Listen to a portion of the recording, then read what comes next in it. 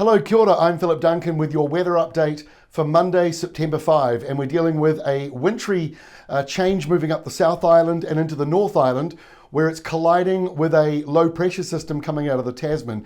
Now, colliding sounds a little dramatic, but the reason I'm using that term is because we've got two different airflows that are meeting together over the North Island, and that's going to produce some heavy snow. Here is the setup for today. We've got this low pressure zone that's coming out of the Tasman Sea, and we've got this big storm down here in the Southern Ocean tracking away from New Zealand.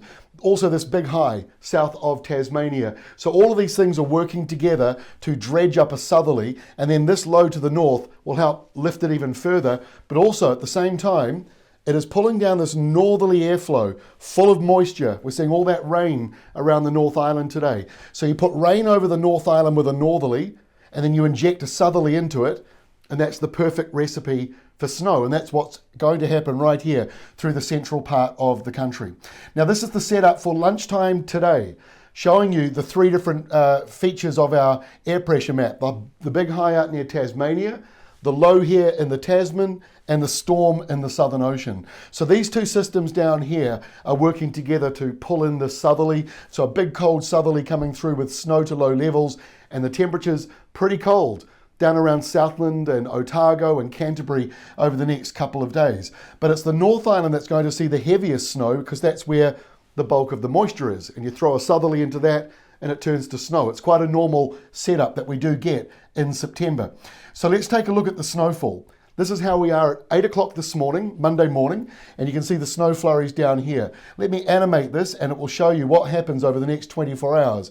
The snow moves northwards and we get some pretty heavy falls there around the central plateau of the North Island, and also up around the Hawke's Bay and Gisborne ranges. You'll be seeing that snow flurry go all the way up there. Might even see a bit of snow. Don't know if you saw that up here, but Mount Pirongia in western Waikato, a chance of a snow flurry there. Can't rule out a few snow flurries along the Mamaku and Kaimai ranges as well. So a bit of a wintry change, but it's very normal weather for spring or early September, because we start to get longer days now. In fact, here's a good fact for you. In New Zealand, each week we gain about 20 minutes more sunlight. In fact, it's the same across a large portion of Australia. So 20 minutes more sunlight every week across this month, which means we end the month with an extra hour of sunlight. And on top of that, daylight saving as well, although that doesn't make a difference. But it just shows you that the days are getting longer, and so we have more warmth in the atmosphere. And so when you throw in a cold southerly, that's why you get these heavy snow events in spring or September. So 10 to 15 centimetres up here in the mountains. The skiers will be happy about that. A little frustrated it took until September to actually get our heaviest snowfall, it looks, of the year. And the desert road could also be seeing a few flurries. Now further south, we might be seeing snow flurries to lower levels, but much lower accumulation. Might even be a snow flurry around Christchurch overnight tonight in Dunedin, but again, very, very small amounts. Rain is higher in the totals, that is, for the North Island. We're seeing a big line of rain coming through from that low in the Tasman, and the totals over the next 24 hours around 40 to 50 millimetres through that zone, and some of the mountains ranges might just go a little bit higher as that rain event comes on through, and not as much for the South Island. We've also got windy weather. This is coming through at 3 o'clock Tuesday morning, overnight tonight.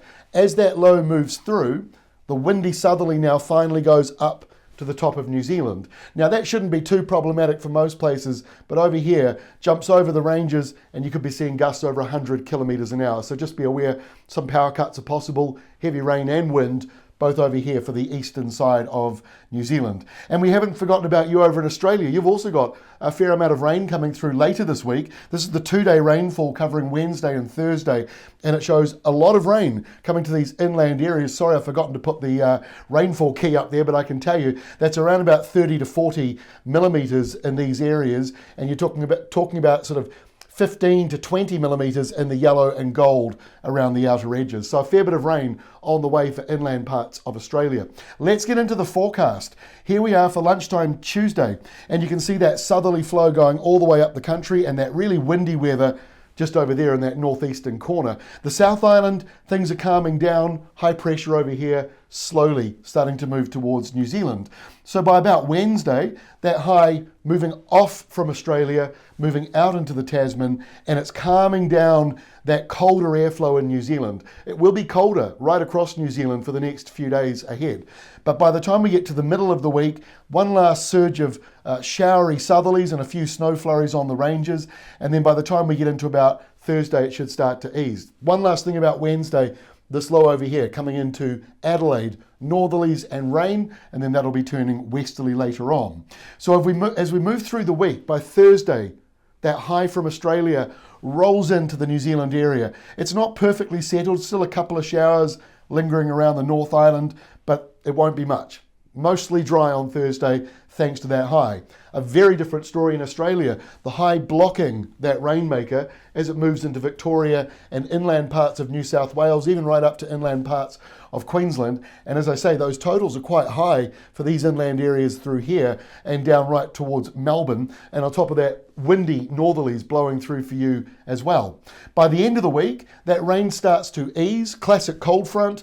Behind it, windy westerlies, and they blow through Tasmania. But New Zealand on Friday, still sheltered with high pressure, a couple of isolated showers, otherwise dry, and again, cooler.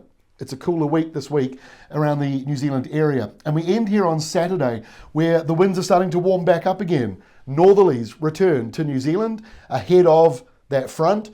Behind it, spring-like westerlies blowing through, nothing too dramatic, although more downpours through the inland part of Australia, a little unusual. And we're seeing lots of easterlies up here to the north. We're still talking about La Nina coming in. Take a look at our latest Climate Watch video. We talk all about it and the chances of it, and also how long or short lasting it might be. Might only be around for a couple of months, even if it is announced again for the third time in a row. So we're keeping an eye on what's going on in the tropics as well. But for the next few days, all attention on New Zealand and the southeastern and eastern sides of Australia. That's all from me. See you again on Tuesday with our next update.